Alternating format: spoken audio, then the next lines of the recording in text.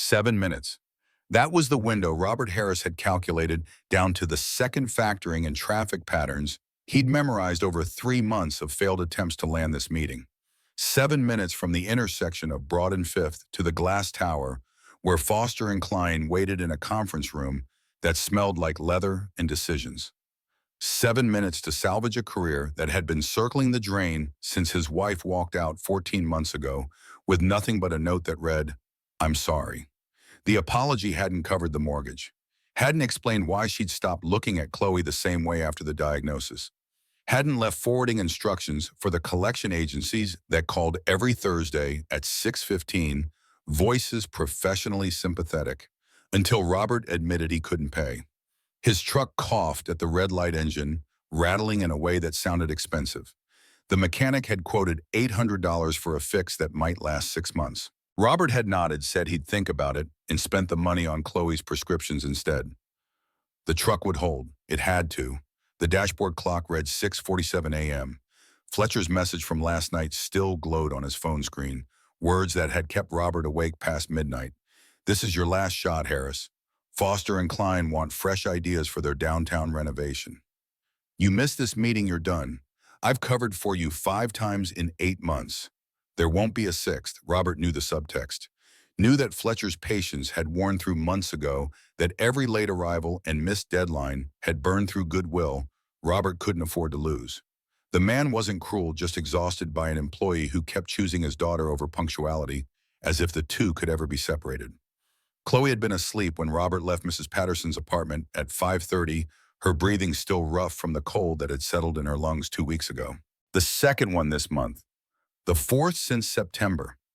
Her immune system treated ordinary viruses like invasions, mounting responses that left her feverish and weak, while other kids bounced back in days. Common variable immunodeficiency. The doctors had explained it when Chloe was 3, using words like chronic in management and lifelong. What they hadn't explained was how a single father working custodial jobs was supposed to afford the treatments that might actually help. The immunoglobulin infusions that insurance had denied twice. The specialist appointments that cost more than Robert made in a week. Mrs. Patterson had waved off his apology about leaving early, had pressed a thermos of coffee into his hands with instructions to knock them dead. She'd been watching Chloe for 8 months, ever since Robert's last daycare arrangement fell through. Charged him half what she should never complained when he was late with payment. She'd lost her own husband to cancer 5 years back. Understood what it meant to watch someone you loved fight battles their body couldn't win. The light turned green. Robert accelerated through the intersection, mentally rehearsing the pitch he'd spent 6 weeks developing. Foster and Klein wanted modern, wanted sustainable, wanted a building that would photograph well in architectural magazines. Robert had sketched concepts on napkins during Chloe's doctor appointments, had researched green materials between shifts, had taught himself design software using YouTube videos at 2 in the morning. This meeting was supposed to change everything. Was supposed to prove that Robert Harris wasn't just a custodian who mopped floors in buildings other people designed. That the business degree he'd earned through night school while Rebecca was pregnant meant something. That he could provide for his daughter without choosing between rent and medicine. The sky was starting to lighten, dawn-breaking pink and gold over buildings that stretched toward clouds. Robert loved this city at this hour before it woke up and remembered how to be cruel.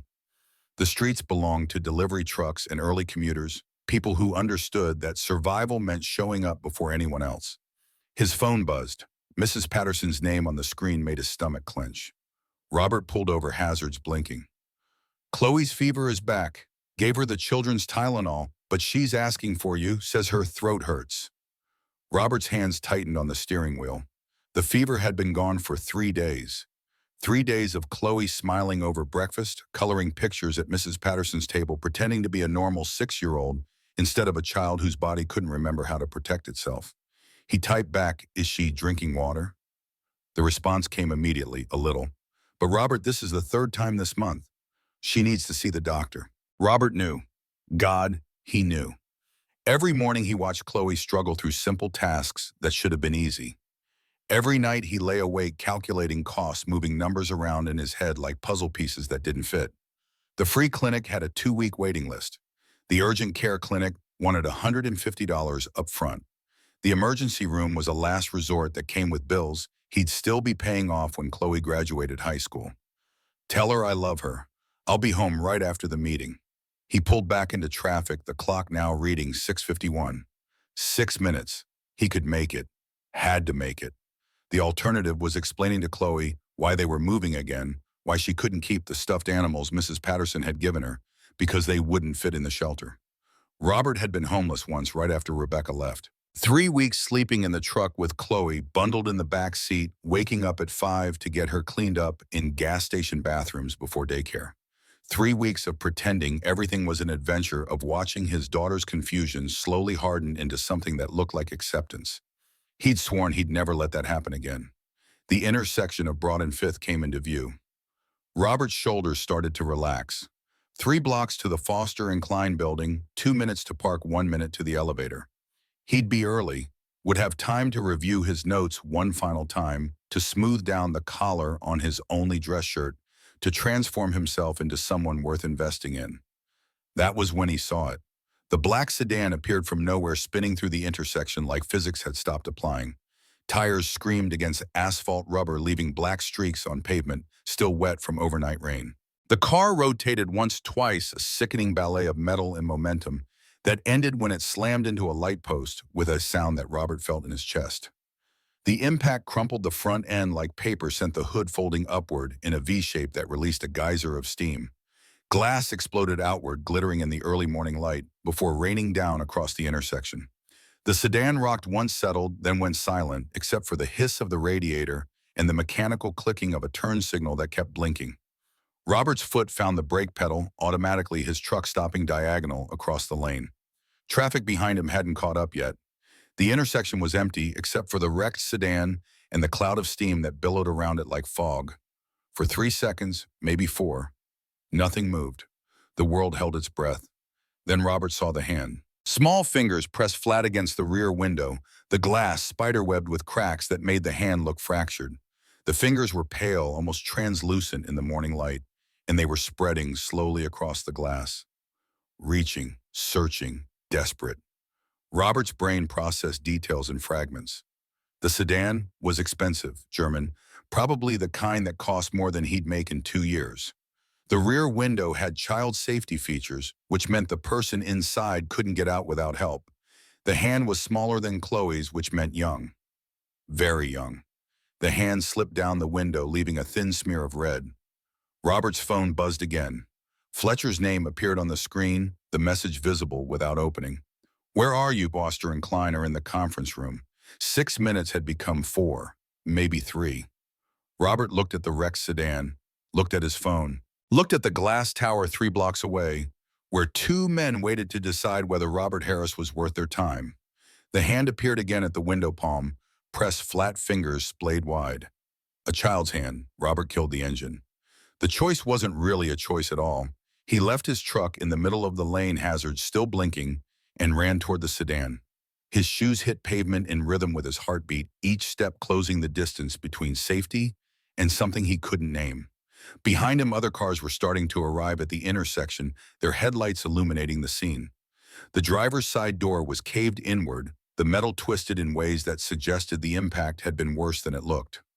Robert circled to the passenger side, where the damage was less severe. The door handle wouldn't move under his grip, jammed or locked or both. Through the cracked windows, he could see the driver slumped over the steering wheel, not moving. An airbag had deployed, now deflated and hanging limp. The windshield was intact but starred with impact points, and something dark was spreading across the dashboard. Robert moved to the rear door where the small hand had been. The window was tinted, making it hard to see inside clearly, but he could make out a shape. Small body, car seat. The hand was down now, resting against the glass like the child inside had given up trying. The door was locked. Robert pulled harder, bracing his foot against the frame, but it wouldn't budge. The impact had warped the frame enough that the lock mechanism was jammed.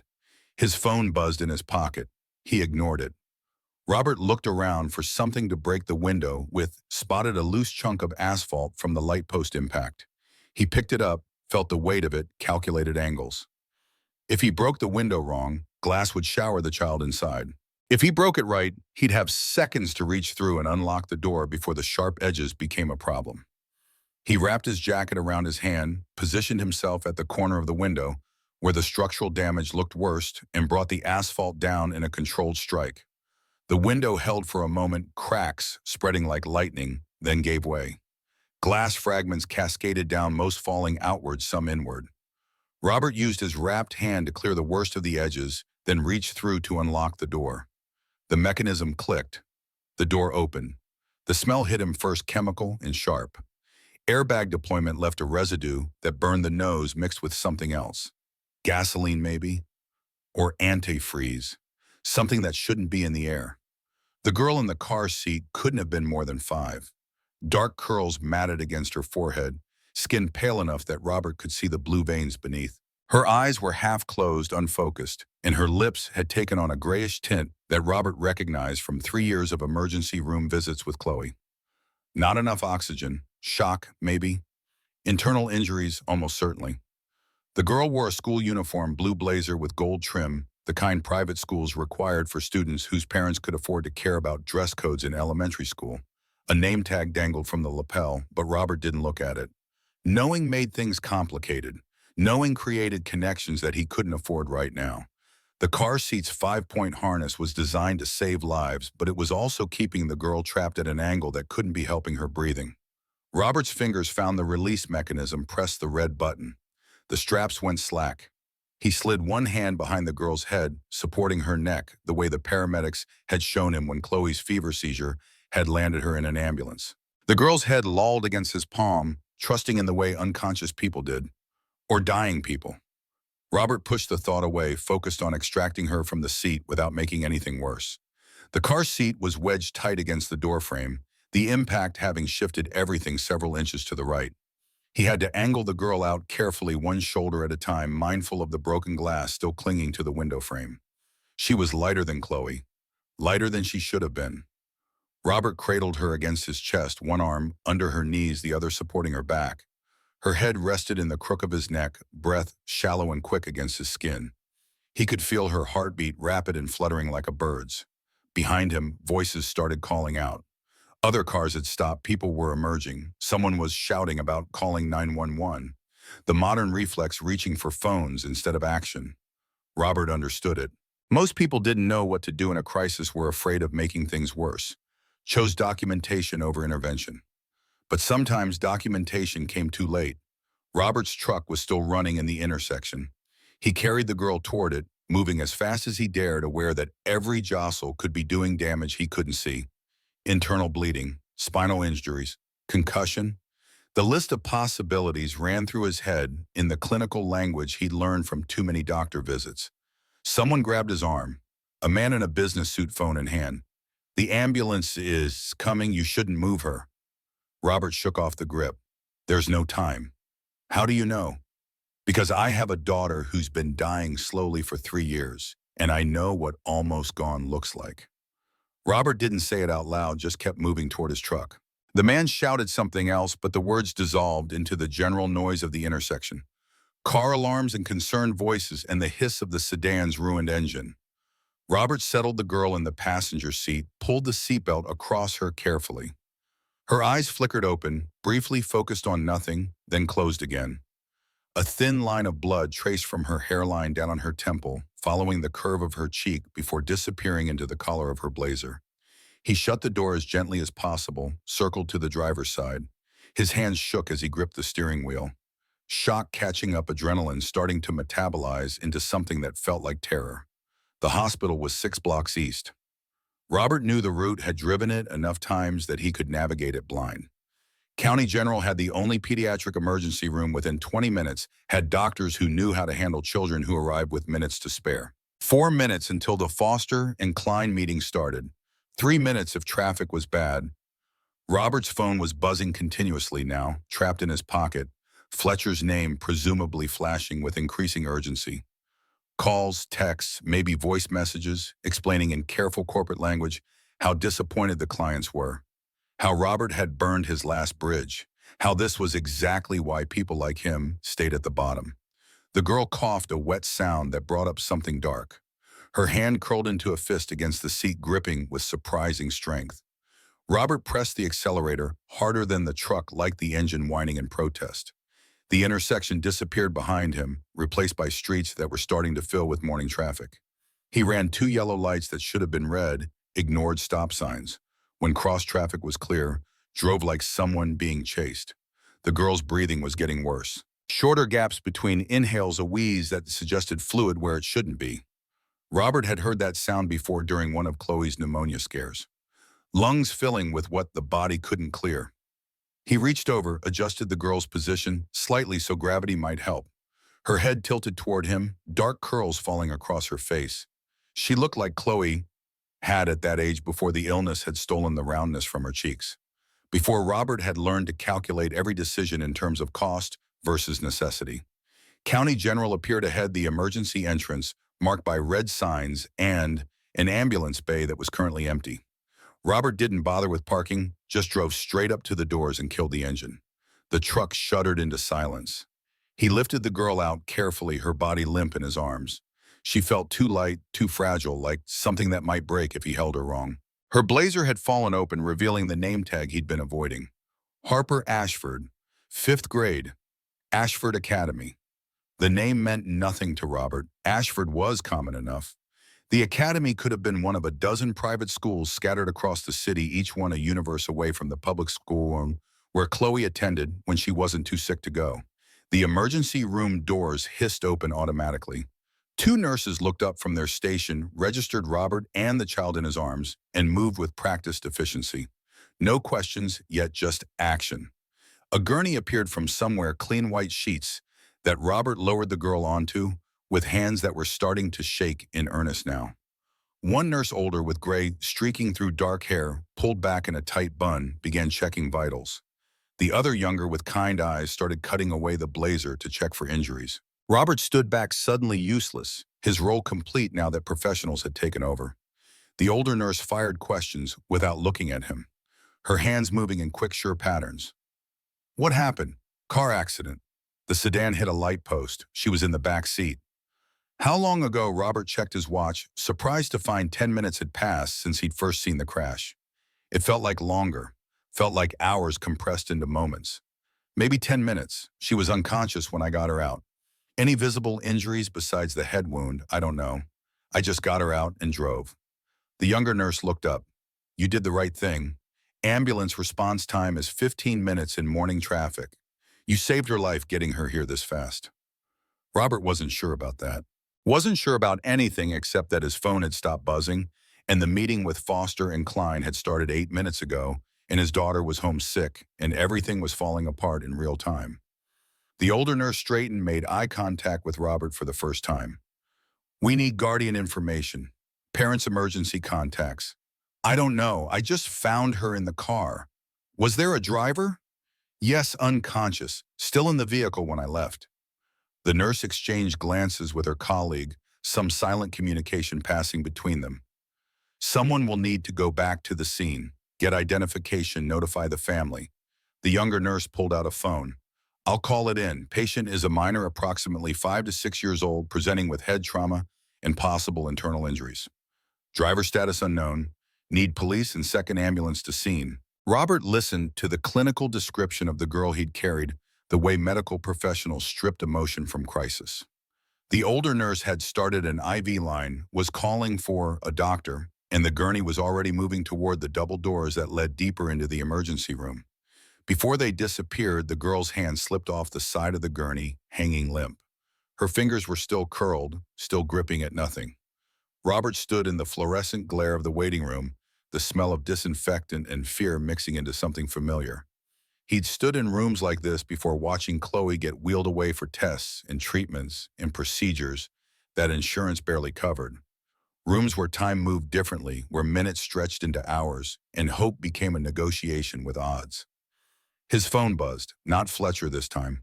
Mrs. Patterson, Chloe's fever is 102. She threw up the medicine. Robert, she needs a doctor today. Robert's chest tightened. He looked at the double doors where the girl had disappeared. Looked at his phone, looked at his hands, which were shaking badly enough that he had to grip his knees to make them stop. The math was simple and devastating. The meeting with Foster and Klein was gone. The job was gone. Fletcher had meant what he said about last chances, and Robert had chosen a stranger's daughter over to his own survival. In 6 weeks, maybe 8, he'd be homeless again. In 6 weeks, Chloe would be the child in the emergency room because her father couldn't afford the preventive care that might have kept her healthy. But if he'd driven past that intersection, if he'd kept going toward glass towers and conference rooms and men who measured worth in punctuality, Robert closed his eyes, saw the small hand pressed against the window, fingers splaying in desperation. Some choices weren't really choices. His phone rang. Fletcher's name appeared on the screen.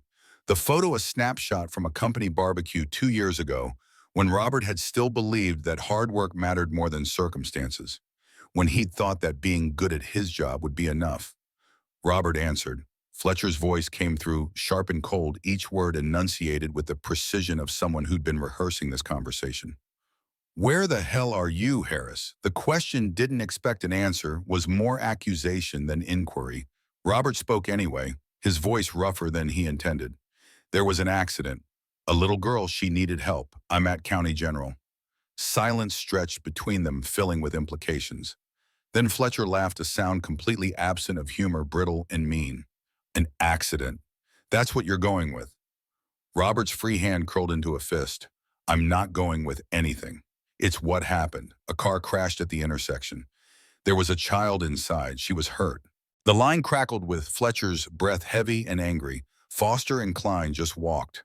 3 months of work. Harris, 3 months of me putting my neck on the line, begging them to give you a chance. Promising them that you were reliable, that you deserved this opportunity. And you couldn't show up for 2 hours. I had to. The girl needed. I don't care what the girl needed." Fletcher cut him off, the words hitting like fists.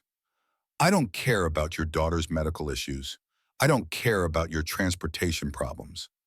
I don't care about any of the excuses you've been feeding me for 8 months. You know what I care about. The fact that I just watched a $500,000 contract walk out of this building because the man I vouched for couldn't be bothered to show up." Robert's throat felt tight, words jamming up against anger and exhaustion and the bitter recognition that Fletcher wasn't wrong. Not about the contract. Not about the pattern of absences and late arrivals and promises that Robert couldn't keep because his daughter's body didn't respect meeting schedules. "This is the 5th time in 8 months I've covered for you," Fletcher continued. "The 5th time I've made excuses, rearranged presentations, taken heat from management because you do decent work when you actually show up. But decent doesn't cut it anymore. The world is full of decent people who can also be relied on." Robert wanted to argue, wanted to explain about Chloe's fever, about the prescriptions that cost more than rent, about Rebecca leaving, and Mrs. Patterson's kindness, and the way the girl's hand had smeared blood across the car window. Wanted to make Fletcher understand that reliability was a luxury afforded to people whose lives weren't constructed from crises. But Fletcher wasn't interested in understanding. "You're done, Harris. Security will have your things Monday. HR will process your final check. Don't bother coming in to argue. The decision is final." The call ended before Robert could respond. The dial tone hummed in his ear, flat and indifferent.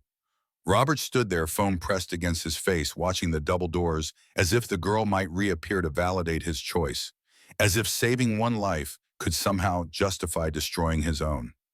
A doctor pushed through the doors, green scrubs rumpled from what looked like a long shift. His eyes scanned the waiting room, landing on Robert with the recognition of someone who'd been briefed. "You brought in the girl from the sedan." Robert nodded, his voice not quite working yet. The doctor walked over, the exhaustion evident in the way he moved. Probably been on duty all night dealing with the aftermath of bar fights and overdoses and the general violence of a city that never fully slept. "She's stable. Concussion, broken arm, significant internal bruising, but no organ damage. You got her here fast enough that we could manage the bleeding." Another 10 minutes and he didn't finish the sentence. Didn't need to. Robert understood medical euphemism well enough to fill in the blanks. The driver, critical but alive. They airlifted him to Memorial. Better trauma unit. You saved 2 lives today. The doctor's hand landed on Robert's shoulder, heavy with intention. "The family's been contacted. They're on their way. Can I get your information for the report?" Robert shook his head, already backing toward the exit. The last thing he needed was to be there when Harper Ashford's parents arrived to field questions about why he'd been at that intersection, to see their gratitude mixed with the subtle judgment that always came when people like them encountered people like him. No, I'm glad she's okay. That's enough. The doctor frowned clearly, wanting to press the issue, but Robert was already moving toward the sliding doors. Outside, morning had fully arrived, the sky flat and gray with the promise of rain. His truck sat crooked in the ambulance bay, hazard lights still blinking, a security guard approaching with the purposeful stride of someone about to issue a citation. Robert climbed in before the guard could reach him, started the engine, and pulled out onto the street. Behind him, the guard shouted something about parking regulations, but the words got lost in traffic noise. Robert drove without direction, letting the city blur past. Glass towers reflected clouds that moved too fast across the sky. Coffee shops were opening their windows, glowing warm against the morning chill. People rushed along sidewalks toward jobs that paid enough to make rushing worthwhile. 6 years. That was how long Robert had worked for Fletcher's company, starting as night custodian and slowly working his way towards something that looked like advancement. 6 years of showing up at midnight to mop floors in buildings he'd never afford to work in during daylight hours. 6 years of online courses and certification programs taken between shifts, trying to transform himself into someone worth promoting. Erased in a 30-second phone conversation. Robert's phone sat silent now. No more calls from Fletcher. The man was efficient, believed in clean breaks. By Monday morning, Robert's employee badge would be deactivated, his email access revoked, his name removed from the company directory, as if 6 years could be deleted with a few keystrokes. He thought about Chloe, probably awake now at Mrs. Patterson's apartment, asking when Daddy would be home. Mrs. Patterson would tell her, soon would smooth over the worry with cartoons, and cereal would pretend that fevers were normal and nothing to fear. But Chloe was 6 years old and sick more often than not. She understood, in the way children did, that her body worked differently than other kids. That doctor visits were as common as play dates. That Daddy's eyes got that particular look when he opened medical bills, a mixture of fear and resignation that no child should have to recognize. Robert pulled into the parking lot of a closed diner, the kind of place that had probably served decent coffee and mediocre eggs before the chain restaurants had driven it under. The building was dark windows, papered over with foreclosure notices. Another casualty of economics that favored efficiency over character. He killed the engine, let his head fall back against the headrest. His reflection stared at him from the rearview mirror. 42 years old, bloodshot eyes, jaw dark with stubble. He looked exactly like what he was, a man barely holding on. The girl's face flickered through his mind. Those half-closed eyes, the grayish lips, the way her hand had gripped at nothing. Harper Ashford, 5th grade, probably had parents who could afford the best doctors. Probably had a house with multiple bathrooms and a playroom and a bedroom that didn't double as the kitchen. Probably would recover from this accident and forget it ever happened the way children forgot trauma, when their lives had enough comfort to cushion the blow. Robert didn't regret stopping. Couldn't. Even knowing what it cost the job, the meeting, the careful construction of stability he'd been building for 8 months. Even knowing that Chloe would suffer for his choice, would endure more missed doctor appointments and rationed medications and the gnawing fear of eviction. He couldn't imagine having driven past. That realization didn't make him noble, didn't make him a hero. It just made him someone who'd chosen between 2 impossible options and would spend the foreseeable future paying for it. Robert's stomach growled, reminding him he hadn't eaten since yesterday. The thermos of coffee Mrs. Patterson had given him sat cold in the cup holder, forgotten in the chaos of the morning. He took a sip anyway, grimacing at the bitter taste, using the caffeine to push back the exhaustion that was starting to creep in at the edges of his vision. His phone buzzed. Mrs. Patterson again. Chloe's asking when you're coming home. Fever's down a bit, but she needs to see you. Robert typed back 30 minutes. Then he opened his laptop, balanced it on the steering wheel, and started searching for jobs. The screen cracked 2 months ago when Chloe had knocked it off the table, leaving a spiderweb of lines that made reading difficult. But functional was all Robert needed right now. The job sites loaded slowly, his phone's hotspot connection barely adequate. Position after position scrolled past custodial work. Warehouse logistics, delivery driving, retail management. All required immediate start dates. All paid barely enough to survive. None offered the health insurance that kept Chloe's prescriptions affordable. Robert bookmarked 3 custodial positions, 2 warehouses, and a delivery service that promised flexible hours. Then he closed the laptop and sat in silence, watching rain start to fall against the windshield in slow, heavy drops. Somewhere in this city, Harper Ashford was lying in a hospital bed, probably surrounded by doctors and specialists and parents who'd taken the day off work without worrying about paychecks. Somewhere Foster and Klein were meeting with different contractors, men who understood that business meant showing up regardless of circumstance. Somewhere Fletcher was deleting Robert's number from his contacts, moving on to employees who didn't carry the weight of sick children and abandoned wives. And here in a parking lot of a dead diner, Robert Harris was trying to figure out how to survive the next 6 weeks with $2,700 in savings and a daughter who needed constant care he couldn't provide. The rain picked up, drumming against metal in a rhythm that sounded almost musical. Robert started the truck, pulled back onto the street, and drove toward Mrs. Patterson's apartment. Toward Chloe, who believed her father could fix anything because she was too young to understand that some problems didn't have solutions. That poverty wasn't a moral failing, but it felt like one anyway. That doing the right thing sometimes meant choosing who got hurt. The apartment building was a 6-story walk-up in a neighborhood that used to be decent before the city forgot about it. Mrs. Patterson lived on the 4th floor in a 2-bedroom she'd occupied for 30 years. She'd raised 3 children there, had buried her husband from there, had watched the neighborhood decline from working class to something harder. Robert climbed the stairs slowly, each step feeling heavier than the last. By the time he reached the 4th floor, his legs burned and his breathing came rough. He needed sleep, needed food, needed about 100 things he couldn't afford. Mrs. Patterson opened her door before Robert could knock, her round face creased with worry that she tried to hide behind a smile. She's sleeping now. Fever came down to 100.5 after she threw up. Been sleeping since about 8. Robert nodded, stepping inside. The apartment smelled like cinnamon and old books, comfortable in the way places became when they'd absorbed decades of life. Chloe was curled on the couch, wrapped in a blanket that Mrs. Patterson had crocheted herself. Her face was flushed, dark curls stuck to her forehead with sweat. But she was breathing easier now, the wheeze less prominent. Robert knelt beside her, brushed the hair back from her face. Her skin was hot, but not dangerously so. She stirred at his touch, eyes flickering open briefly. "Daddy, you're home." Her voice came out rough throat, probably raw from throwing up. "I'm home, baby. How are you feeling? Tired?" "My throat hurts. I know. We'll get you some medicine soon." Chloe nodded, trusting, and closed her eyes again. Robert stayed there, watching her chest rise and fall, counting breaths, the way he'd learned to do during the bad nights when her fever spiked so high that seizures became a possibility. Mrs. Patterson touched his shoulder. "Robert, she needs to see the doctor. This is the 3rd time this month. Something's not right." Robert knew, had known for weeks, that Chloe's infections were getting more frequent, lasting longer, responding less to the over-the-counter medications he could afford. Had known that he was treating symptoms instead of causes, putting band-aids on problems that required surgery. "I'll take her tomorrow." The lie tasted bitter. Tomorrow meant finding a clinic that would see her without insurance, without the upfront payment most required. Tomorrow meant choosing between the appointment and groceries.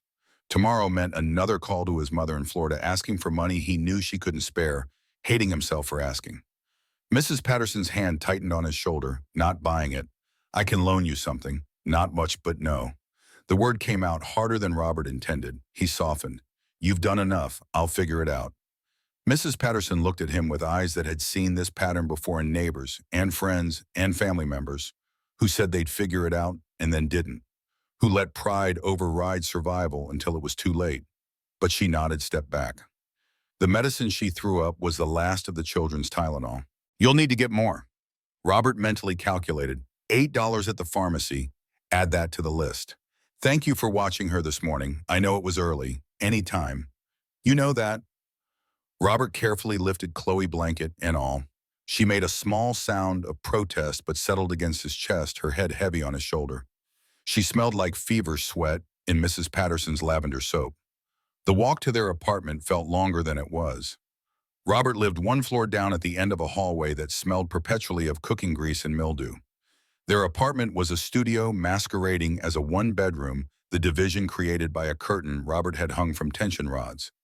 Chloe's side held a twin mattress on the floor, the frame having broken 6 months ago when Robert couldn't afford to replace it. She decorated her space with crayon drawings taped to walls, princesses and castles, and families holding hands under smiling suns. Her stuffed animals were arranged carefully at the foot of the mattress, a collection that had grown slowly through garage sales and Mrs. Patterson's generosity. Robert's side held a mattress, a plastic bin of clothes, and a folding table that served as desk, dining surface, and workspace. Everything he owned fit into this room could be packed into his truck in under an hour. He'd learned to live light to avoid accumulating possessions that would only make the next move harder. He settled Chloe into her bed, tucked the blanket around her carefully. She didn't wake, just turned onto her side with a small sigh. Robert sat on the edge of the mattress, his hand on her forehead, monitoring temperature by feel, the way he'd learned to do when thermometers were luxuries. Still hot, still fighting whatever infection had taken hold this time. Robert's phone buzzed in his pocket. He pulled it out, expecting another message from Mrs. Patterson, or maybe a bill reminder. Instead, the screen showed an email notification. The sender was unlisted, the subject line blank. Robert almost deleted it as spam. His finger hovered over the trash icon. Then something made him open it instead. The message was short, professional, carefully worded in the way legal communications always were. Mr. Harris, we are attempting to locate the individual who provided assistance at the scene of a vehicle accident this morning involving a minor female patient. Security footage and witness reports from County General indicate you may have been involved. The family wishes to express their gratitude for your actions. Please contact our office at your earliest convenience to arrange a meeting. Jennifer Cross, Senior Partner, Brennan Cross and Associates. Below the signature was a phone number, a prestigious downtown address, and a law firm logo that Robert recognized from billboards. He stared at the email until the screen went dark. Read it again when he unlocked the phone. The words didn't change. The family wanted to thank him. Robert had seen enough movies, read enough stories to know how this played out. Grateful, wealthy people moved by the heroism of the working class offered rewards. Money, probably. A job, maybe. Some gesture meant to demonstrate that goodness was recognized and compensated. He'd also lived enough life to know that nothing came without strings. That gratitude from people who lived in different worlds always came with expectations attached. That accepting help meant accepting obligation, and obligation was just another word for debt. Robert closed the email without responding. Tomorrow he'd send a polite reply, thank them for reaching out, explain that he was glad the girl was okay, but didn't need anything in return. He'd keep it professional, brief, final. Tomorrow. Tonight he needed to figure out how to afford medicine for his daughter. Needed to apply to the jobs he'd bookmarked. Needed to calculate again how long $2,700 would last if he was careful. If nothing unexpected happened. If Chloe stayed stable. If. Robert set his phone on the folding table face down so he wouldn't see notifications. He lay down on his own mattress, still dressed too tired to bother changing. Through the curtain, he could hear Chloe's breathing, steady and congested. Sleep came in fragments, interrupted by coughing from the other side of the curtain and the sounds of the building settling and his own mind replaying the morning. The girl's hand on the window. Fletcher's voice on the phone. The doctor saying another 10 minutes would have been too late. At 4 a.m., Chloe's coughing woke him fully. Robert stumbled through the curtain, found her sitting up and struggling to breathe each inhale, a fight her lungs were losing. He lifted her upright, rubbed her back in circles, the way the nurses had taught him. Her small body shook with the force of each cough, ribs visible through her thin pajamas. When the fit subsided, she looked at him with eyes that seemed older than 6. Too old. Too knowing. Am I gonna die, Daddy? The question hit Robert like a physical blow. Stealing breath he couldn't spare. His hand kept moving in circles on her back, automatic and useless.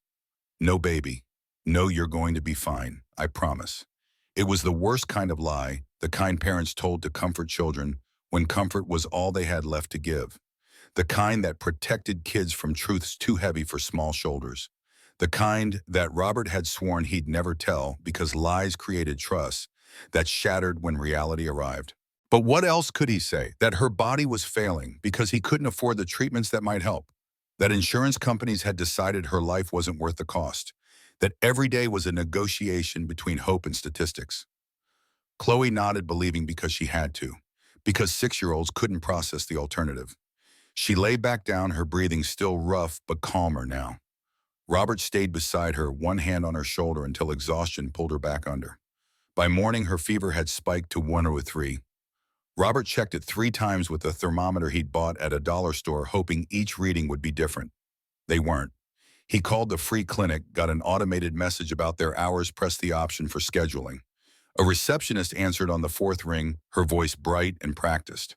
Free clinic. How can I help you? But need to make an appointment for my daughter. She has a fever and she's been sick. Our next available appointment is November 18th at 2 p.m. Would you like to schedule that? Robert looked at the calendar on his phone.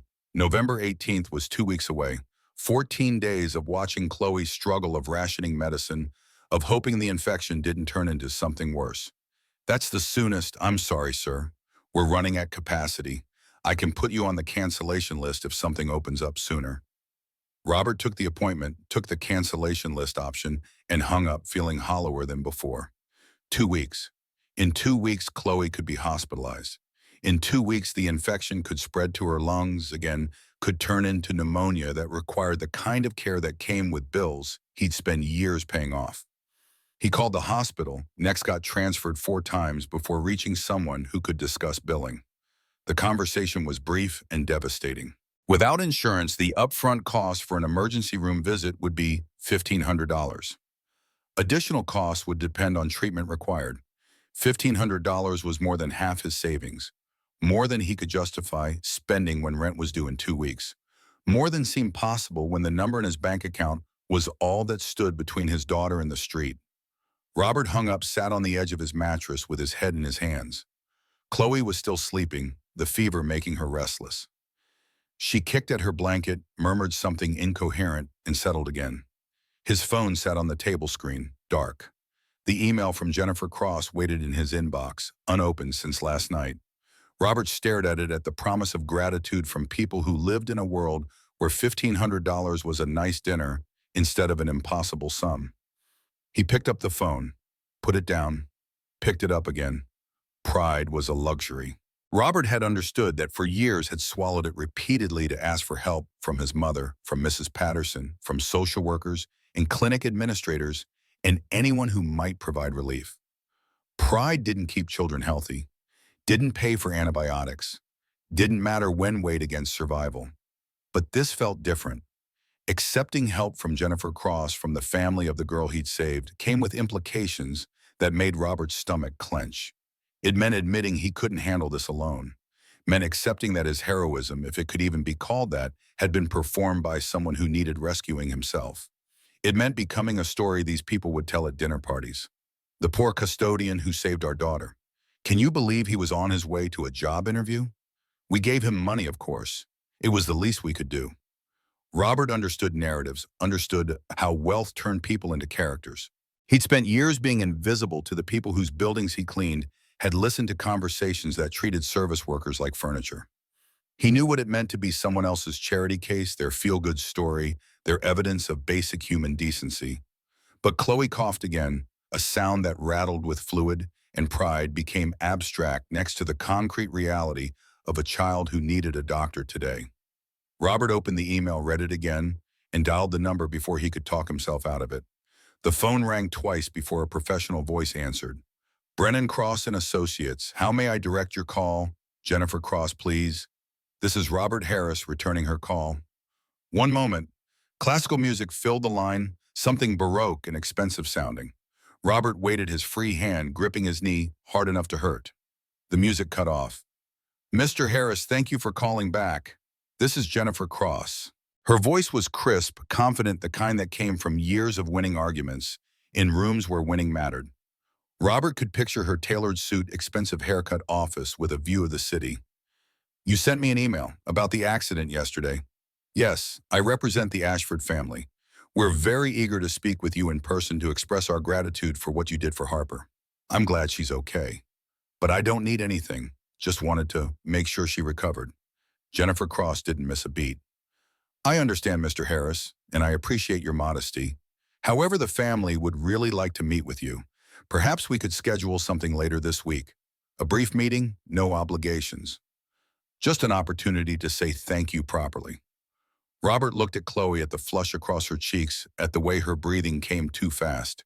His voice came out rougher than intended. I need to be direct, Miss Cross.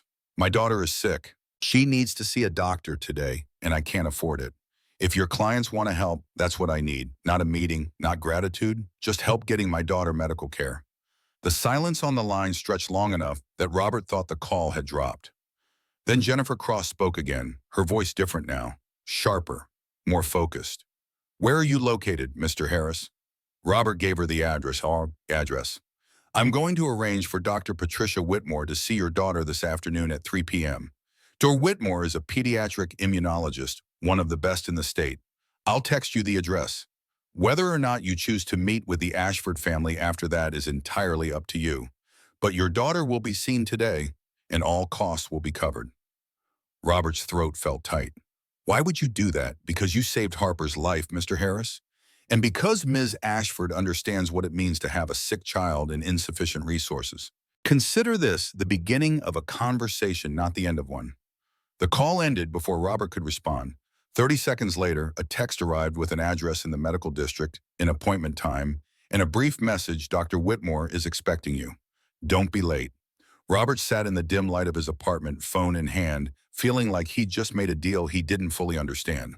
The rational part of his brain screamed warnings about strings and obligations and what it meant to accept help from people who existed in completely different stratospheres.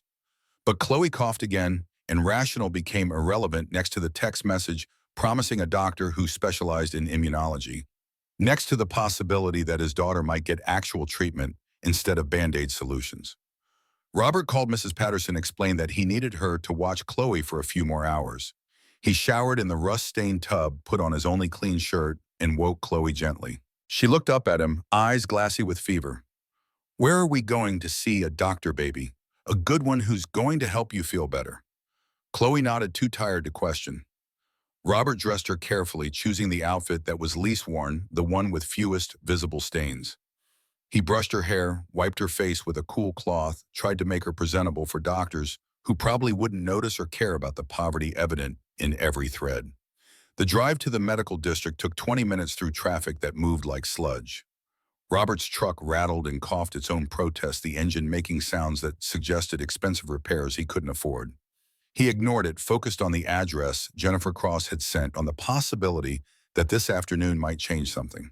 Dr. Whitmore's office occupied the third floor of a medical building that looked like it had been designed by someone who believed healthcare should feel like luxury. The lobby had a fountain, real plants instead of plastic, and furniture that suggested comfort instead of efficiency. The reception area for Dr. Whitmore's practice continued the theme. Soft lighting, warm colors, a waiting area with toys and tablets for kids. No chipped linoleum, no plastic chairs bolted together, no smell of antiseptic overwhelming everything. Robert approached the desk, Chloe's hand tightened his. Robert Harris, we have a 3 o'clock with Dr. Whitmore. The receptionist smiled, already pulling up information on her computer. Yes, Mr. Harris, we've been expecting you. If you could just fill out these forms, we'll get Chloe right back. She handed Robert a clipboard with standard medical history forms. He filled them out quickly, the answers familiar from dozens of other appointments. Diagnosed with CVID at age 3, multiple infections per year, no current specialist, no insurance. He hesitated on the insurance line pen, hovering over the none checkbox. This was where appointments usually ended, where receptionists got apologetic and mentioned payment plans and suggested county health services instead. But the receptionist took the clipboard back, scanned the forms, and nodded. Perfect. Dr. Whitmore will be ready in just a few minutes. Can I get Chloe something to drink? Chloe looked up at Robert for permission. He nodded and she whispered, apple juice, coming right up. Robert sat in one of the comfortable chairs. Chloe settled beside him with a tablet the receptionist had provided. She pulled up a coloring app, her small fingers moving across the screen with the ease of a generation raised digital. The juice appeared quickly, along with a plate of cookies that looked homemade. Chloe ate one, slowly savoring each bite in the way hungry kids did. 7 minutes later, a nurse called them back. Not the hurried call of overworked staff, but a calm invitation. The exam room continued, the warm aesthetic windows with actual natural light, a mural of a jungle painted across one wall, equipment that looked new. Patricia Whitmore entered with the kind of presence that suggested competence earned over decades. She was tall, gray-haired with reading glasses hanging from a chain and eyes that looked at Chloe like she mattered. She crouched to Chloe's eye level, made immediate connection. "You must be Chloe. I like your shoes. Are those dinosaurs?" Chloe nodded, shy but pleased. "Velociraptors. They're my favorite. Excellent choice. Very scientific." Dr. Whitmore straightened, extended her hand to Robert. Her grip was firm, professional. "Mr. Harris, Jennifer Cross filled me in on the basics.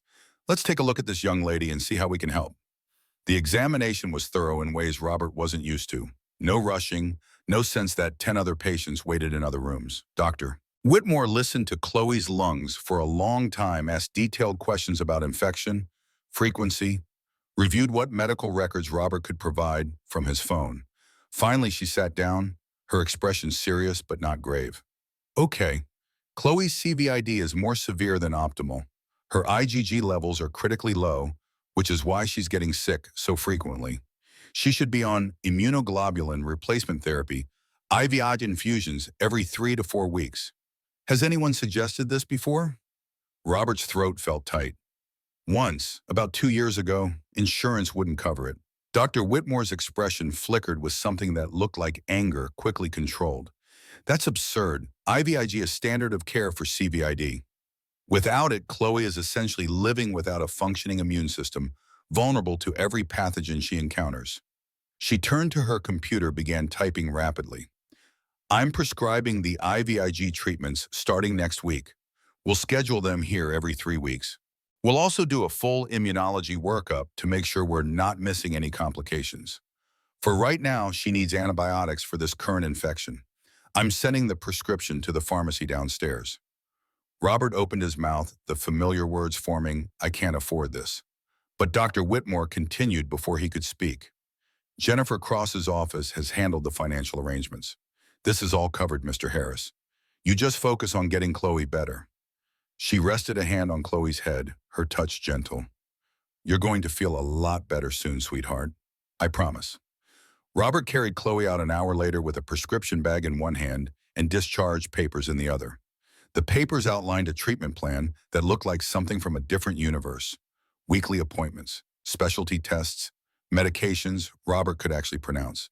Chloe chattered beside him, her spirits lifted by the nice doctor and the stickers she'd been given. She clutched a stuffed dinosaur Dr. Whitmore had presented at the end, a velociraptor, to match her shoes. Robert's phone buzzed as they reached the truck. An unknown number, local area code. He answered. "Mr. Harris, this is Vivian Ashford.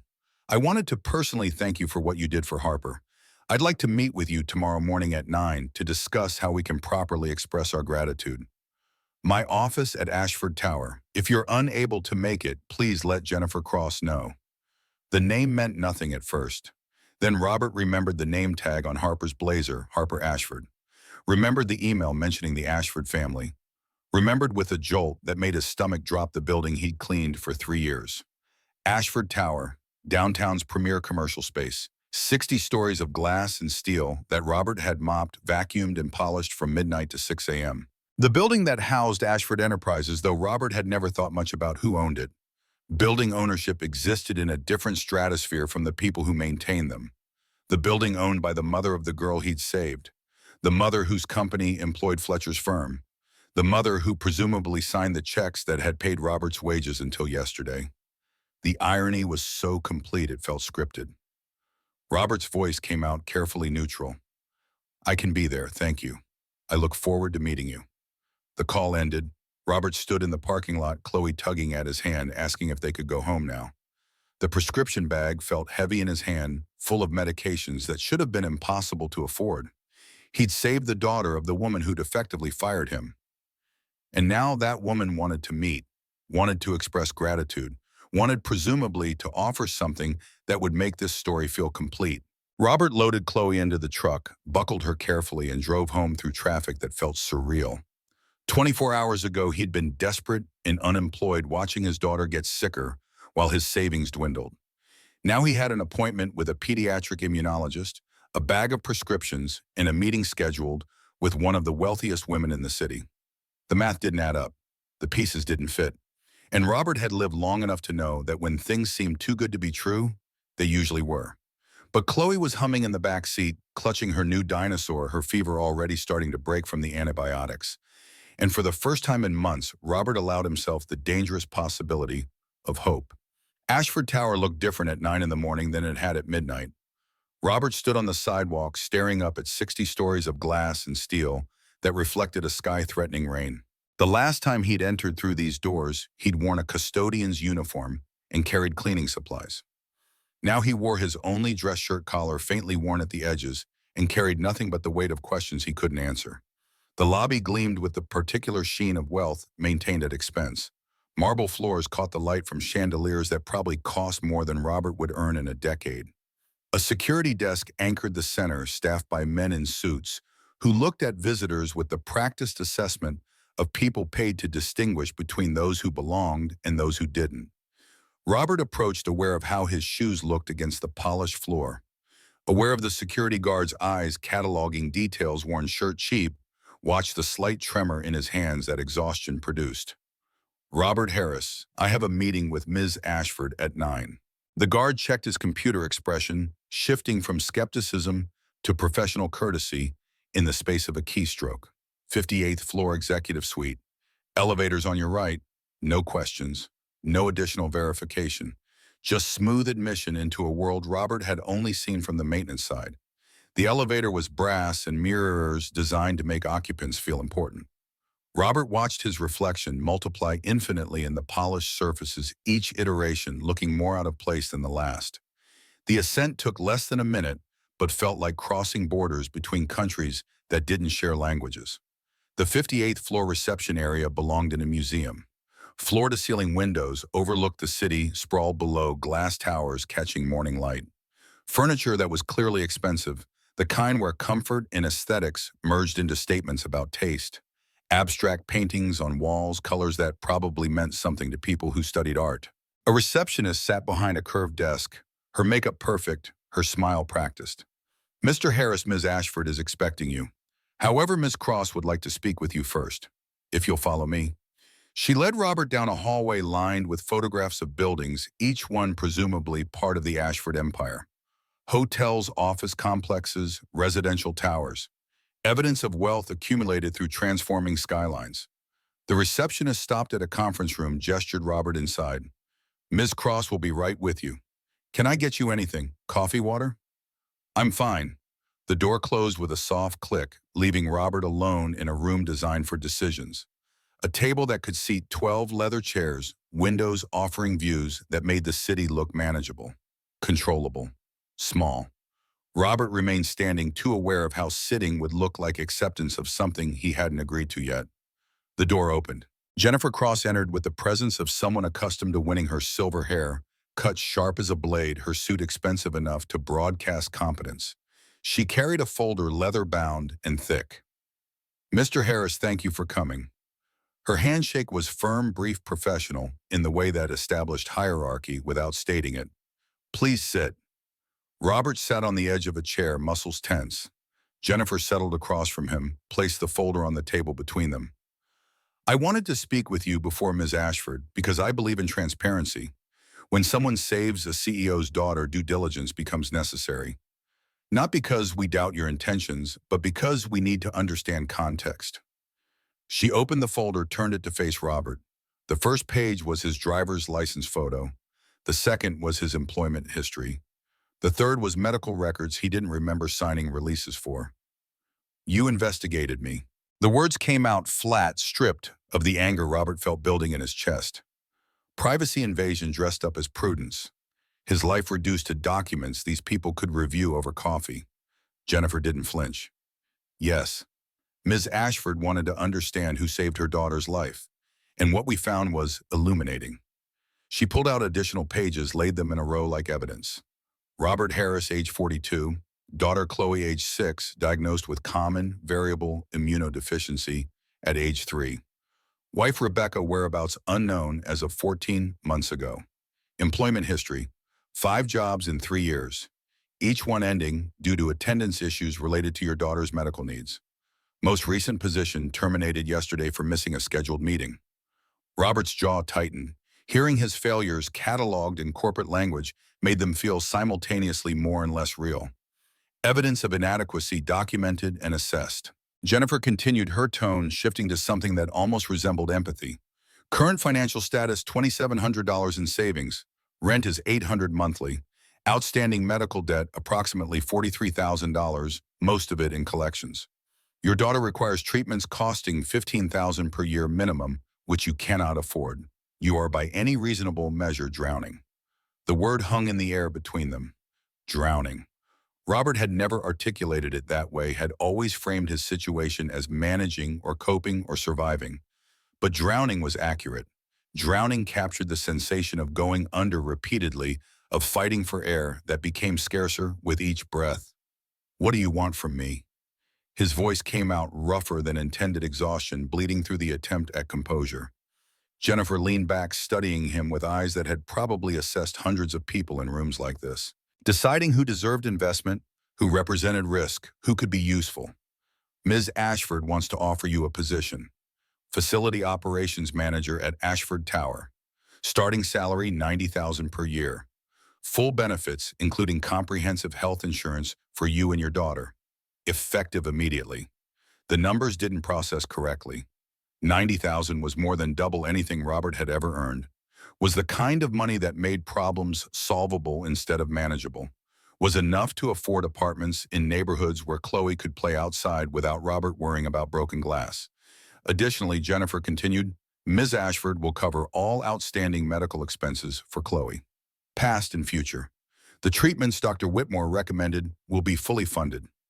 Robert's hands gripped the chair arms, needing something solid to anchor against words that felt like traps disguised as gifts. Why would she do this? Jennifer's expression softened fractionally. Because her daughter is alive because of you.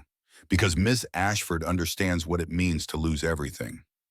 And because you're overqualified for most positions you've been working. You have a bachelor's in business management, 6 years of logistics coordination experience. You should never have been mopping floors. The assessment stung precisely because it was true. Robert had spent years telling himself that custodial work was honest, that providing for Chloe mattered more than ego, that survival trumped ambition. But hearing someone else state the obvious, that he'd been wasted in positions beneath his capability, cracked something open. I was late constantly, missed deadlines. I wasn't reliable. Jennifer's voice sharpened. You were a single father managing a chronically ill child with no support system and poverty-level wages. That's not unreliable. That's impossible. The fact that you kept showing up at all requires more strength than anything I've done in 20 years of corporate law. The words hit Robert like absolution from a source he hadn't expected. He'd carried failure like identity for so long that having it reframed as circumstance felt disorienting. Fletcher is no longer employed by Ashford Enterprises, Jennifer added coolly. Ms. Ashford reviewed the circumstances of your termination and found his decision inconsistent with company values. The position you're being offered is the one Fletcher held. Robert's stomach dropped. They'd fired Fletcher. The man who'd given Robert chances, who'd covered for absences, who'd finally reached the limit of patience. Gone because Robert had saved a child who happened to be connected to power. That's not right. Fletcher was just doing his job. Fletcher created a culture where employees were punished for being human, Jennifer countered, where metrics mattered more than circumstances, where someone like you could be discarded for choosing compassion over convenience.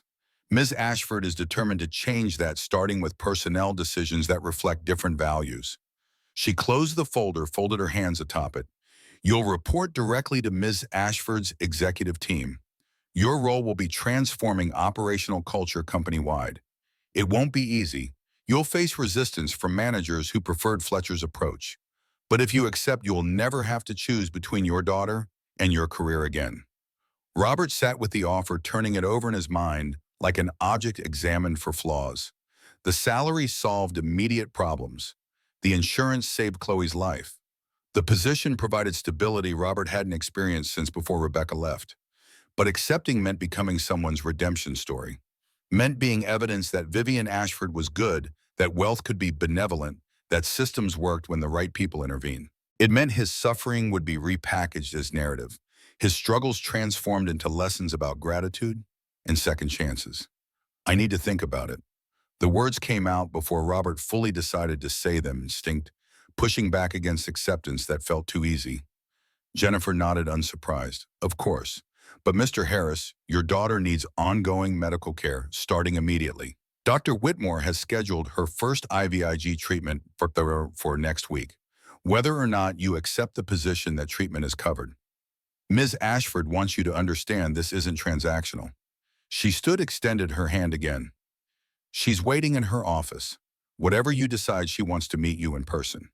Robert followed Jennifer down another hallway, each step feeling heavier. The door at the end radiated importance through designed dark wood brass nameplate that read simply, V. Ashford. Jennifer knocked, opened without waiting for response. Ms. Ashford, Mr. Harris is here. She stepped aside, gestured Robert in, then closed the door behind him. The office was larger than Robert's entire apartment, with windows on two walls offering views that stretched to the horizon. But Robert's attention locked on the woman standing by those windows, silhouetted against light. Vivian Ashford turned to face him. Tall, early 40s, probably dark hair pulled back in a severe bun that emphasized bone structure. Her suit was black expensive, tailored to project authority. But her eyes caught Robert, dark and carrying a weight that suggested sleeplessness. She looked exhausted in the particular way powerful people did when power couldn't solve problems. Mr. Harris. She crossed the room, hand extended. Her grip was firm, warm, brief. Thank you for coming. Please sit.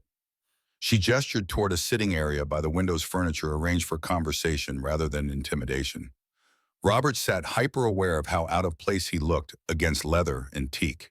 Vivian sat across from him, studied him with an intensity that made Robert want to look away. When she spoke, her voice carried control that sounded hard-won. I wanted to meet you in person to say thank you. What you did for Harper. Her voice caught. She cleared her throat, started again.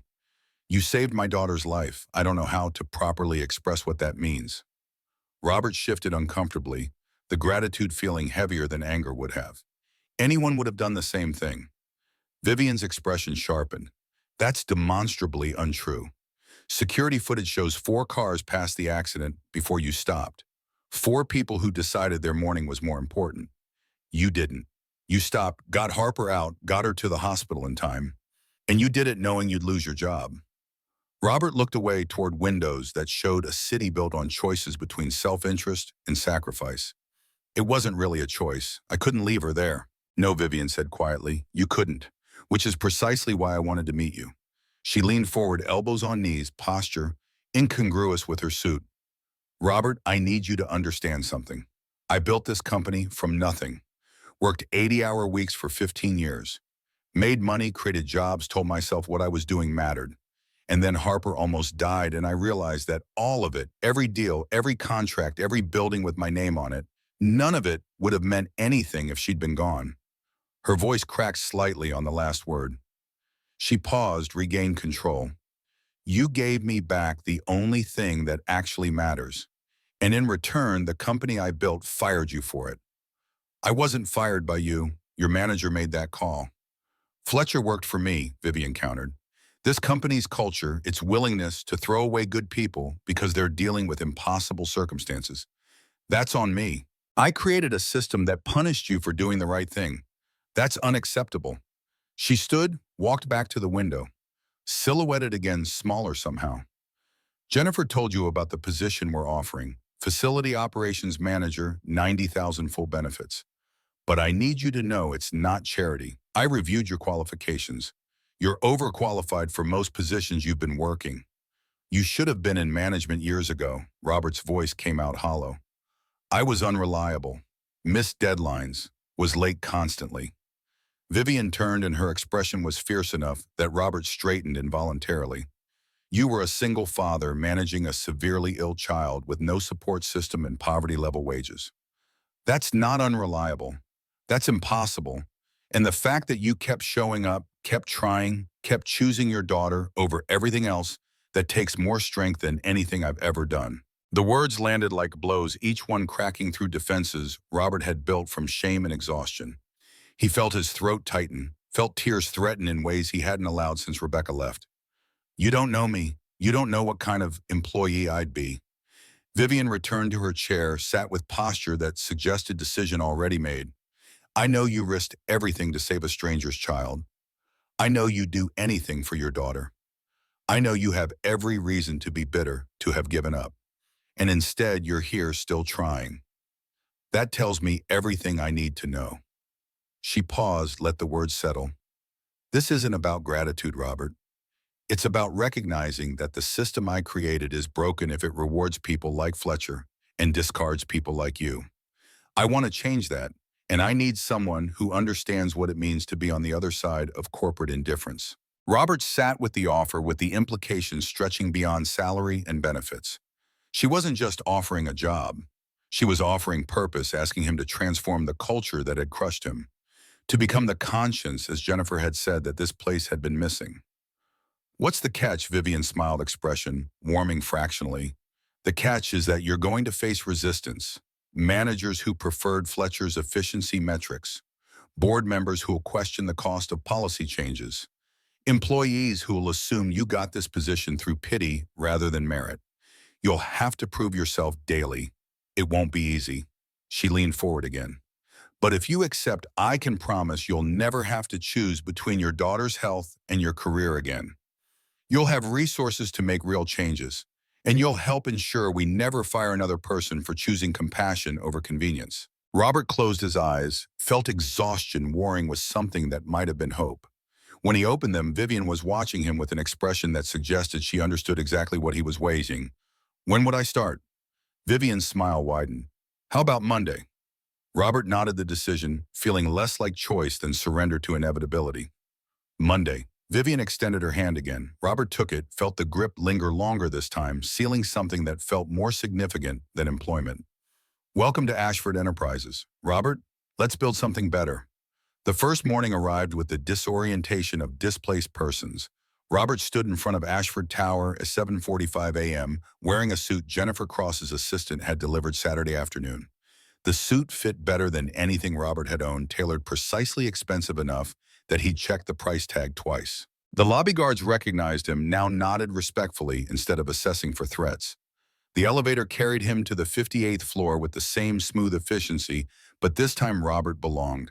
Had a badge clipped to his pocket that granted access to floors he'd only cleaned. Jennifer met him in the executive suite, handed him a folder thick with information. Your office is on 57, 2 floors below. Your assistant Sarah will get you oriented. This afternoon, you're meeting with the facilities management team. Tomorrow, you'll start interviewing custodial and maintenance staff. She paused, expression serious. Robert, there will be people in this building who resent your rapid promotion, who'll assume you got here through luck rather than merit. Ignore them. Focus on the work. Prove yourself through results. Robert nodded, though anxiety curled in his stomach. He'd spent years being invisible to executives, had perfected the art of moving through spaces without being noticed. Now he'd be expected to command attention, to make decisions that affected hundreds of employees. Sarah turned out to be efficient and kind, walked Robert through systems and protocols with patience that suggested she'd oriented many nervous executives. His office was small compared to Vivian's, but enormous compared to anywhere Robert had worked. Windows overlooking the city, a desk that was actually wood instead of laminate, bookshelves waiting to be filled. On the desk sat a framed photograph Robert recognized immediately. Harper in a hospital bed, smiling despite the bandages, holding the hand of someone just outside the frame. Mateo had a note in elegant handwriting. Thank you for giving me my daughter back. The afternoon meeting tested Robert immediately. 12 facilities managers assembled in a conference room, their expressions ranging from curious to hostile. Robert recognized 2 from his custodial days, men who'd issued orders without learning names. He stood at the head of the table, acutely aware that 3 days ago, he'd been the person these managers supervised. I know this is unusual. I know most of you are wondering why someone with my background got promoted over people with more management experience. Silence, expectant, and judgmental. The truth is, I understand what it's like to work in this building without power. I know what happens when policies prioritize efficiency over people. I'm here because Miss Ashford wants that to change. One manager, older with gray hair and skeptical eyes, leaned back. With all due respect, understanding doesn't qualify you to manage operations across 40 buildings. You're right, Robert acknowledged them, which is why I'm asking for your expertise. I need you to tell me what's broken. What policies hurt employees unnecessarily? What changes would improve both morale and efficiency? The skepticism didn't disappear, but it shifted slightly. Several managers exchanged glances. Robert spent the next week interviewing custodians, maintenance workers, security guards, people who'd shared his invisible status. He asked questions Fletcher had never considered. What makes your job harder? What policies feel punitive? What would help you succeed? The answers accumulated into patterns. Attendance policies that punished people for medical emergencies. Schedules that ignored childcare needs. Equipment that hadn't been replaced in years. A culture that treated workers as expendable. Robert compiled findings into a report, presented it to Vivian in her office one evening. She read it without speaking, her expression growing darker. This is what I needed to see. Let's start implementing immediately. The first change targeted attendance policies. Robert drafted new guidelines accounting for medical emergencies, childcare issues, transportation problems. Managers resisted, argued it would reduce accountability. Robert pushed back, citing data showing that flexible policies improve retention. Vivian supported him publicly in an all-staff meeting, her message clear. We're changing how we treat people, and anyone uncomfortable with that should consider other employment. 3 managers resigned within a week. Richard Brennan, a board member and CFO, scheduled a meeting with Vivian that Robert was asked to attend. Richard was everything Fletcher had been: amplified, polished numbers, focused, convinced that business required ruthlessness. He entered Vivian's office with confidence Robert recognized as entitlement. Vivian, we need to discuss these policy changes Harris is implementing. We're seeing productivity dips across multiple buildings. Short-term adjustment, Robert countered. Retention data shows. I'm not interested in retention data. Richard interrupted. I'm interested in profit margins. Your proposals cost money we don't need to spend. The meeting escalated into argument. Richard presented spreadsheets proving expenses would increase. Robert countered with studies showing employee satisfaction correlated with performance. Vivian listened, her expression unreadable. Finally, she spoke. Richard, I appreciate your financial concerns, but we're moving forward with these changes. If that impacts short-term profits, I'm willing to accept that cost. Richard's jaw tightened. The board will want explanations. Then I'll explain. This company has been profitable for 15 years. We can afford to prioritize people. Richard left without further comment, but Robert caught the look he directed, a promise that this wasn't over. That evening, as Robert packed his office, his phone buzzed. Vivian's name appeared. Can you come to my house tomorrow evening? Harper has been asking to meet you, and I think it's time you saw where your choice led. Robert agreed, though anxiety spiked immediately. Meeting Harper meant confronting the girl whose life he'd saved, whose existence had transformed his own. Meant seeing the result of that impossible choice at the intersection. The address Vivian sent was in a neighborhood Robert had never entered, where houses cost millions and privacy was purchased through gates and distance. But Vivian's home surprised him, a brownstone on a tree-lined street, modest by wealthy standards. Potted plants on the stoop, a bicycle chained to the railing. Evidence of life rather than display. Harper answered the door before Robert could knock, a whirlwind of dark curls and energy that suggested complete recovery. You're Mr. Harris? She studied him with intensity that mirrored her mother's, then smiled. Mom said you saved me. I don't remember much, but thank you. Robert's throat felt tight. I'm glad you're okay. Harper grabbed his hand, pulled him inside. Come on, I want to show you something. She led him upstairs to a bedroom decorated with the case of childhood stuffed animals, books, drawings covering the walls. On a desk sat a notebook, pages filled with careful handwriting. I wrote stories about what I think happened. Mom said you were brave, that you stopped even though you had somewhere important to be. Robert knelt to her level. You were brave too. You held on until help came. Harper considered this seriously. I was really scared, but then someone was there. I knew someone would help. The simple faith in her voice broke something in Robert's chest. She'd believed help would come because she'd never experienced a world where it didn't. Vivian appeared in the doorway, watching them with an expression Robert couldn't quite read. Harper let Mr. Harris breathe. Dinner's ready. They ate in the kitchen while Harper talked nonstop about school and friends and her nightmares about cars that her therapist said were normal. Vivian watched her daughter with gratitude so evident it made Robert ache.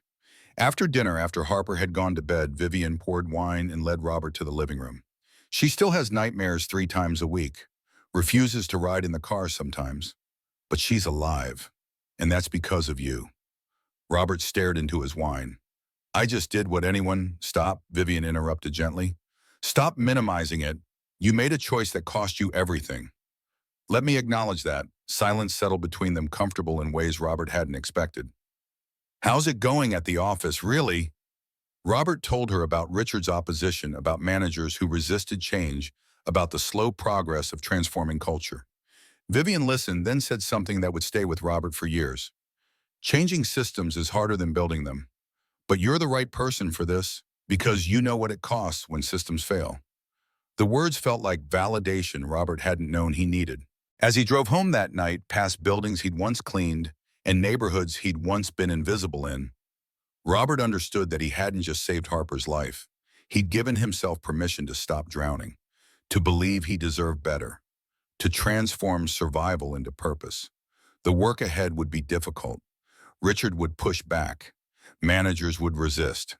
But for the first time in years, Robert Harris had resources to fight with instead of just endurance. And that made all the difference. The dinners became a pattern before Robert consciously recognized them as ritual. Every Thursday evening, Vivian would text an invitation that felt casual, but arrived with the precision of scheduled appointments. Robert would drive Chloe across the city to the brownstone, where Harper waited at the door already planning activities that required both girls' participation. The fourth Thursday, Harper had constructed an elaborate obstacle course through the living room using cushions and blankets. Chloe navigated it with the careful deliberation of someone whose body had taught her caution, while Harper provided enthusiastic commentary like a sports announcer.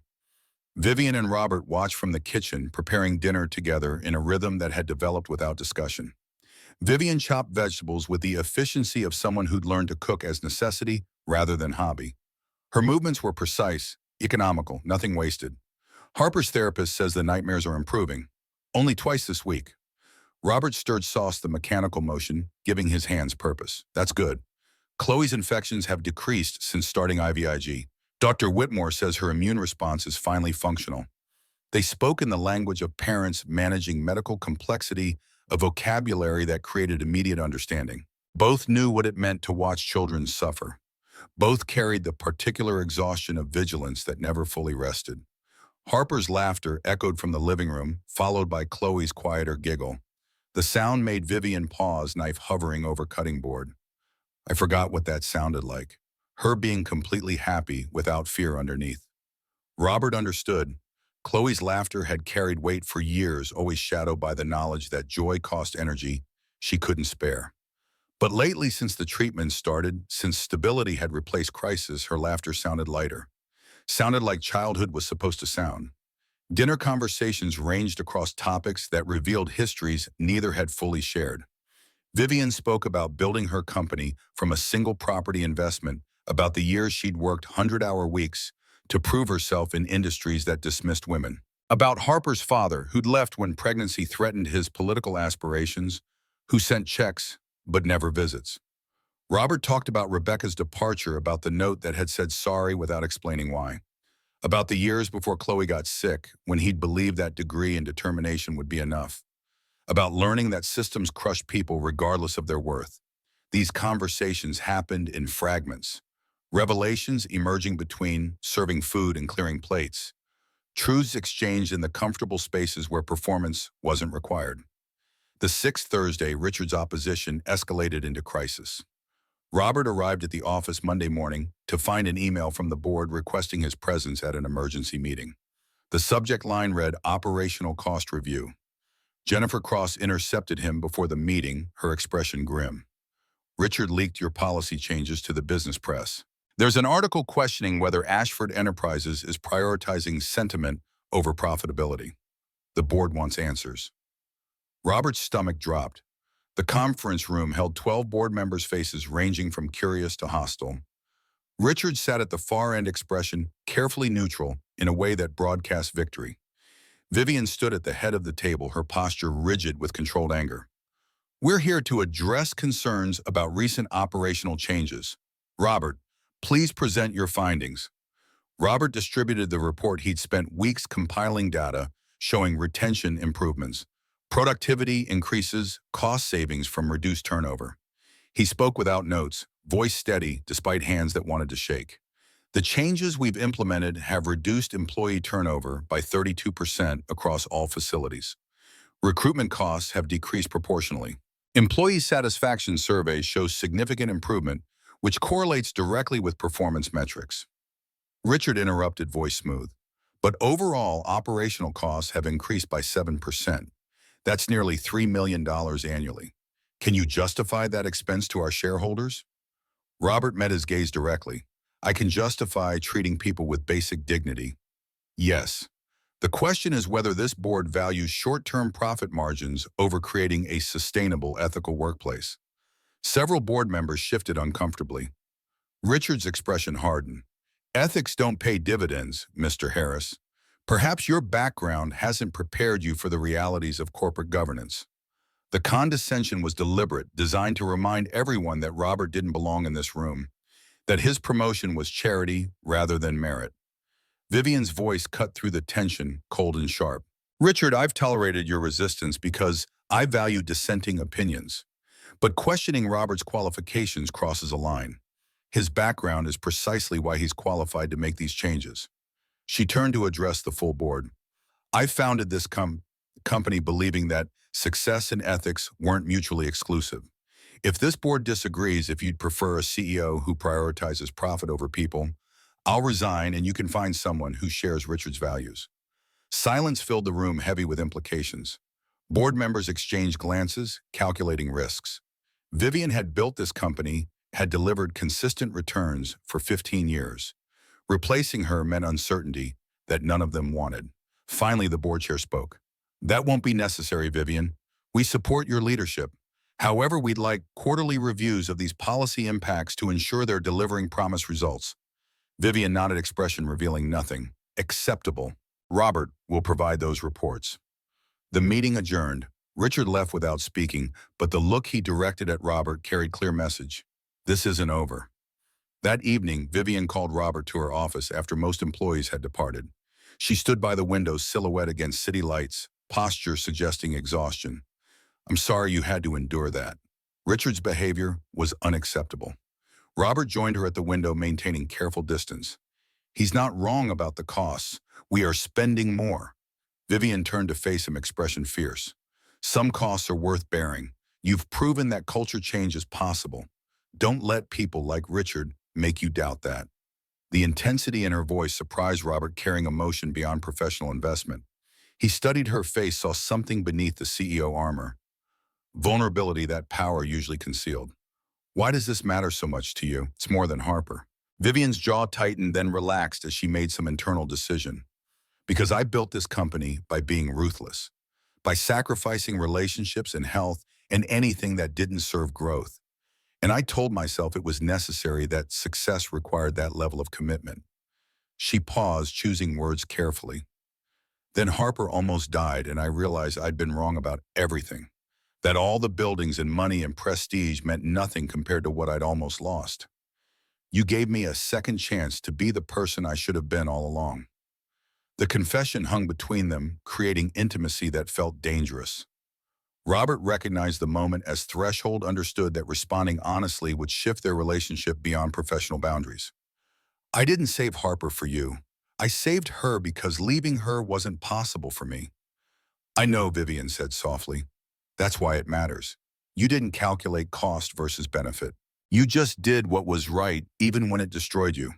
Robert felt something crack open in his chest, years of carrying failure alone, suddenly meeting recognition from someone who understood. Without planning it, without deciding to move, he found himself closer to Vivian, close enough to see exhaustion in her eyes that mirrored his own. She reached up her hand, touching his face with tentative gentleness. Robert, Harper's voice echoed from down the hall, calling for her mother. Vivian stepped back immediately, professional distance reinstating itself with visible effort. I should go. She needs dinner. Right, of course. Robert left without looking back, heart hammering against ribs. The elevator ride down felt interminable, his reflection in the brass showing someone who looked as disoriented as he felt. The weeks following contained careful avoidance disguised as busy schedules. Thursday dinners continued, but now carried tension that the girls noticed without understanding. Harper asked why the adults seemed sad. Chloe asked if Mr. Ashford she'd started calling Vivian that was mad at Daddy. Robert threw himself into work, implementing changes faster than planned. He created an employee assistance fund for unexpected emergencies, revised scheduling systems to accommodate family needs, established mentorship programs pairing experienced workers with new hires. The results accumulated into undeniable success. Productivity increased. Complaints decreased. The business press that had questioned Vivian's approach began publishing articles about innovative corporate culture. Richard remained hostile but quieter, his objections losing traction as data contradicted his predictions. 3 months after the board meeting, Vivian appeared at Robert's office door at 7 in the evening. He looked up from reports surprised. She rarely came to his floor. "Do you have a minute?" Robert gestured to the chair across from his desk, but Vivian remained standing. "The girls are at a sleepover together. Harper's been asking when we can all have dinner again. Apparently Thursdays aren't enough anymore." Robert smiled despite the anxiety coiling in his stomach. "Chloe's been asking the same thing. She talks about Harper constantly. I think she's never had a friend who didn't treat her as fragile." Vivian's expression softened. "Harper talks about Chloe like she's discovering what loyalty means. She asked me yesterday if Chloe could be her sister." The words landed with weight beyond their surface meaning. Robert understood what Vivian was actually saying, what question she was asking without asking directly. "Vivian, we should talk about what happened in your office that night." Vivian finally sat posture less controlled than usual. "I've been thinking about that constantly. About whether I misread this situation, whether professional boundaries exist for good reasons, whether I'm being selfish, wanting something that could complicate everything." She met his gaze directly. "But I keep coming back to the fact that I wake up grateful you're in my life, that I look forward to Thursdays more than board meetings, that Harper lights up when she talks about you and Chloe, and I don't want to keep pretending that's just gratitude or friendship." Robert's throat felt tight. "I'm scared of what happens if this doesn't work, of losing what we've built, of Chloe getting hurt if we try and fail." Vivian finished. "I know. I'm terrified too, but I'm also tired of making decisions based on fear instead of what I actually want." She leaned forward, elbows on knees. "I want you in my life, Robert, not as an employee or a friend or someone I'm grateful to. I want us to be a family. I want to wake up in the same house, be there for each other, watch our daughters grow up as sisters." Robert felt tears threaten, overwhelmed by the enormity of what she was offering. Everything he'd convinced himself was impossible suddenly becoming concrete possibility. When his voice came out rough, Vivian's smiled expression transforming her face. "Is tomorrow too soon?" Robert laughed, the sound carrying a relief and joy and disbelief. Tomorrow works. Moving day arrived with chaos that felt celebratory rather than stressful. Robert and Chloe's belongings fit into his truck, plus 2 additional trips. Years of living light, meaning accumulation, had remained minimal. The brownstone absorbed their possessions easily, Vivian having cleared space with the efficiency of someone who'd been planning this longer than admitted. The girls insisted on sharing a room despite having separate options available. They spent hours arranging furniture, negotiating who got which shelves, creating a space that belonged to both. Their laughter echoed through the house, punctuated by mock arguments about stuffed animal placement. Vivian and Robert worked together unpacking kitchen items, a task that devolved into cooking dinner when neither could find the takeout menus. They moved around each other with the awkwardness of new cohabitation, bumping into each other, apologizing, gradually finding rhythm. That evening, after the girls finally fell asleep in their shared room, Robert and Vivian sat on the couch with wine, exhausted and content. "We did it." Vivian set her head resting on Robert's shoulder. "We're a family now." Robert wrapped his arm around her, feeling the solid reality of her presence. "How are you feeling? Like I should have basked months ago. This feels right in ways I wasn't sure existed anymore." They sat in comfortable silence, the house settling around them with creaks and chaises that sounded like welcome. 2 years dissolved into routine punctuated by milestones. Chloe's health stabilized to the point where infections became rare rather than constant. Harper's nightmares faded, replaced by dreams about normal childhood concerns. The girls became inseparable, finishing each other's sentences, developing private jokes that made adults feel excluded in the best way. Robert's work at Ashford Enterprises evolved beyond policy changes into systematic cultural transformation. He developed training programs teaching managers to lead with empathy, created pathways for hourly workers to advance into management, established partnerships with community colleges offering employees free education. The company thrived despite or perhaps because of these changes. Revenue increased. Employee retention hit industry-leading levels. Business schools began studying Ashford's model as case study in ethical profitability. Vivian formally adopted Chloe 18 months after they moved in together, a process that involved paperwork and court appearances, and finally a day when the judge declared them legal family. Chloe cried with joy. Harper insisted they celebrate with cake. Robert held Vivian's hand through the ceremony, overwhelmed by the reality that his daughter now had a mother who chose her deliberately. Together, they founded the Ashford Harris Foundation, a nonprofit focused on helping families facing medical crises and employment instability. Robert led the organization, bringing the same energy to systemic support that he'd brought to corporate culture change. The foundation's first project provided emergency funds to 200 families, helping them avoid homelessness during medical crises. The second project partnered with hospitals to create financial navigation programs. The third established a network of employers committed to family-friendly policies. Robert spoke about the work at a nonprofit conference 2 years into the foundation's existence, standing before an audience of social workers and policy advocates. He told the story of stopping at an intersection, of choosing a stranger's daughter over his own survival of nearly drowning before someone threw him a rope. The real heroes aren't people who make dramatic rescues. They're the people who create systems that mean fewer rescues are necessary. We can't charity our way out of structural problems, but we can build organizations that treat people like they deserve dignity even when they're struggling. The speech received standing ovation. Afterward, a young woman approached him, eyes wet. "I was homeless with my daughter last year. Your foundation helped us. I got back on my feet. She's healthy now. I wanted to say thank you." Robert felt his throat tighten, understanding in that moment why Vivian had insisted the foundation bear both their names. Because they'd both been saved, both been given second chances to become better versions of themselves. That evening, Robert sat on the porch of the brownstone watching the girls play basketball in the driveway. Harper was teaching Chloe to shoot, demonstrating technique with the patience of someone who understood physical challenges. Chloe missed more than she made, but her laughter suggested victory wasn't the point. Vivian joined him, 2 glasses of wine in hand. She settled into the chair beside his, their fingers automatically intertwining. "Harper wants to volunteer at the foundation this summer. Says she wants to help kids like Chloe used to be." Robert smiled, watching both his daughters now negotiate who got next shot. "What about Chloe wants to be a doctor, specifically an immunologist like Dr. Whitmore?" They sat in comfortable silence, the kind that long partnership created. The evening air was warm, carrying the smell of someone's grill and the sound of neighborhood life. "Do you ever think about that morning?" Vivian asked quietly.